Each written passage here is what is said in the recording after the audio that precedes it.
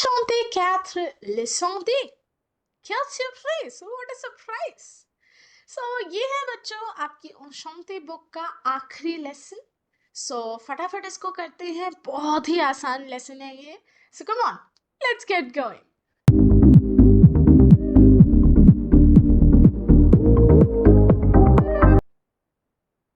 हाँ जी.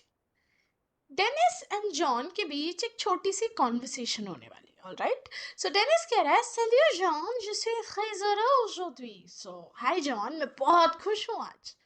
John पूछा, pourquoi? Why? Tu sais, ma tante vient de me téléphoner de Lyon. So मेरी aunt ने अभी मुझे कॉल करके बताया that elle viendra demain pour passer ses vacances avec mes cousins. So she's coming tomorrow for spending her vacations at our place and she's coming with my cousins. वो मेरे cousins को साथ लेके आ रही है. So John कहता है, c'est une très bonne nouvelle. ये तो बहुत अच्छी न्यूज़ है. Est-ce que Paul vient aussi? क्या तुम्हारा भाई पॉल भी आ रहा है? तो डेनिस कहता है, bien sûr, nous jouerons beaucoup. Of course वो भी आ रहा है. और हम लोग बहुत खेलेंगे. Donc tu auras beaucoup de cadeaux. और अगर आंट आ रही है तो जॉन कहता है, you will get a lot of gifts. तुम्हें तो बहुत सारे गिफ्ट्स भी मिलेंगे. तो डेनिस कह रहा, oui, et mon père vient d'acheter les jouets pour ma petite cousine Nathalie. And मेरे पापा अभी टॉयज खरीद के लेके आए हैं मेरी छोटी कजिन नैथली के लिए. सो जॉन कह रहा है, vous allez bien vous amuser. तुम बहुत एंजॉय करने वाले हो. So interesting right. इस छोटी सी कॉन्वर्सेशन में अगर आपने नोट किया हो, हमने फ्यूचर टेंसेस का भी यूज किया है और एक न्यू तरह के टेंस का भी यूज किया है जो आज से पहले हमने नहीं देखा. सो ग्रामर का यही टेंस आज हम सीखेंगे डिटेल में. सो ये मैंने दो फ्रेजेस पिक किए जो मैंने कॉन्वर्सेशन में ऑलरेडी अंडरलाइन किए हुए थे. बड़ा यूनिक सा स्ट्रक्चर है ना इसका. via de me téléphoner, via de acheter. कौन सा टेंस हो सकता है? So this surprisingly kids is called le passé récent, recent past tense. Sounds weird but yeah. So हम passé récent यूज करते हैं उन एक्टिविटीज के लिए that have been completed a while ago, जो अभी कुछ देर पहले होके खत्म हुई है, या यूं कह लो something that has just happened. जब मैं बोल रही थी उसी मोमेंट पे वो काम खत्म हुआ.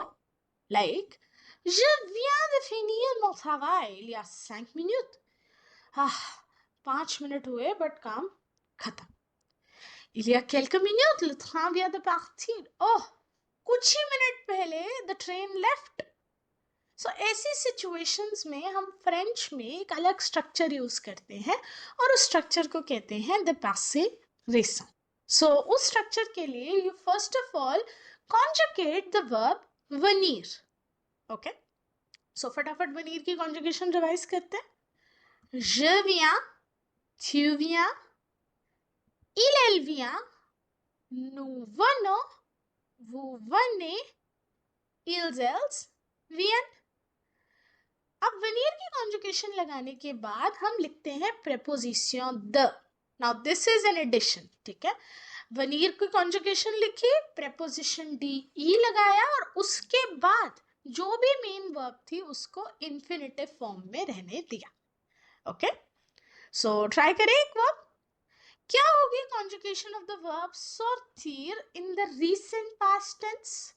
सो स्टेप्स फॉलो करते हैं. पहले मैंने सब्जेक्ट के हिसाब से वनीर वर्ब कॉन्जुगेट की, प्रेपोजिशन द लगाया and sortir as it is. इसी तरह एक प्लूरल वाली कर दूं, nous venons de sortir. Easy right. चलिए करिए अपने आप बाकी की वर्ब ट्राई एंड जब हो जाए यहां से आंसर्स मैच कर लेना. देखो कितनी जल्दी एक और टेंस सीख लिया आप लोगों ने फ्रेंच में. तो करो भाई इस एक्सरसाइज को प्रैक्टिस, तभी तो श्योरिटी होगी कि हाँ आ गया. जब हो जाए यहां से आंसर्स मैच कर लेना. चलिए अब इसी टेंस में कुछ और छोटी छोटी चीजें सिखा देती हूँ. जैसे ले passé récent avec des verbes pronominaux. Pronominal verbs के केस में क्या होगा बच्चों? So in case of pronominal verbs present tense structure तो आपको पता ही है. सब्जेक्ट होता है, प्रोनाउन, वर्ब और ऑब्जेक्ट। जैसे इस एग्जाम्पल में मैंने ऑब्जेक्ट नहीं यूज किया, बस यूज कर लिया je me lève।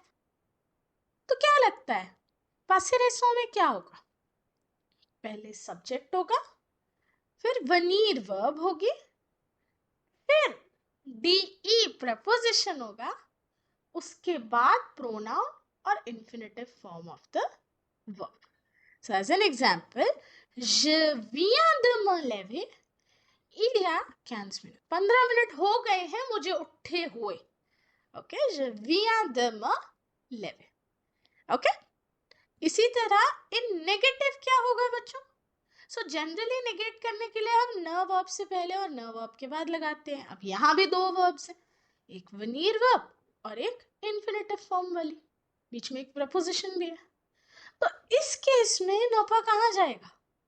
भाई नपा रहेगा कॉन्जुगेटेड वर्ब के साथ, यानी वनीर के साथ। कुछ एग्जांपल्स देखें। स्ट्रक्चर बनेगा न, वनीर की कॉन्जुगेशन, पा, the and infinitive of the verb. So, je ne viens pas de finir mon travail, le train ne vient pas de partir। और इसी तरह अगर pronominal होता, je ne viens pas de me lever। Okay? So, this is how you use passé récent बच्चों। तो कर लो भाई एक मिक्स एक्सरसाइज। यहाँ पे रेगुलर वर्ब्स हैं, प्रोनोमिनल वर्ब्स हैं और कुछ नेगेटिव सेंटेंसेस भी हैं, ताकि हर तरह की वैरायटी आपकी प्रैक्टिस हो जाए। सो जब हो जाए यहाँ से आंसर्स मैच कर लेना। तो ये देखो कितनी जल्दी कंप्लीट कर लिया हमने फ्रेंच का एक पूरा लेसन। अब आप कहोगे मैम बुक में तो एक और चीज़ है, फ्यूचर प्रोश भी है, लेकिन फ्यूचर प्रोश तो हम ऑलरेडी लेसन 8 में सीख चुके ना। बुक में सिर्फ एक सिंपल टेबल आपको गिवन है जो शो कर रही है कि कैसे फ्यूचर प्रोश में आले वर्ब के साथ इन्फिनेटिव लग के हम नियर फ्यूचर बताते हैं, और पासे रेसों में कैसे वनीर द के साथ इन्फिनेटिव लगा के हम रिसेंट पास्ट की बात करते हैं इन फ्रेंच। ओके, सो यहाँ पे हम खत्म करते हैं हमारी एन्चेंटे 4 की जर्नी।